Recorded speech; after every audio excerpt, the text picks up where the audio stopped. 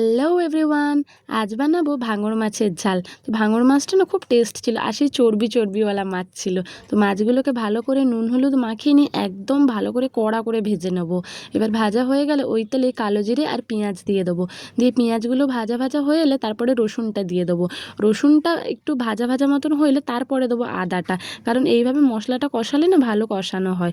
দেখতেই পাচ্ছ, দেখো আমি রসুনটাকে ভালোভাবে একদম কষিয়ে নেবো অল্প নুন দিয়ে। তারপরে আদা বাটাটা দেবো, দিয়ে ভালোভাবে কষাবো। কষানো হয়ে গেলে টমেটো আর কাঁচা লঙ্কা দিয়ে দেবো। তারপরে হলুদ গুঁড়ো, লঙ্কা গুঁড়ো, জিরে ধনের গুঁড়ো আর নুন দিয়ে দেবো পরিমাণ মতন। দিয়ে ভালোভাবে কষিয়ে নিয়ে সামান্য একটু জল দিয়ে ভালোভাবে কষাবো। তারপর কষানো হয়ে গেলে ওটা থেকে তেল বেরিয়ে এলে পরিমাণ মতো জল দিয়ে দেবো।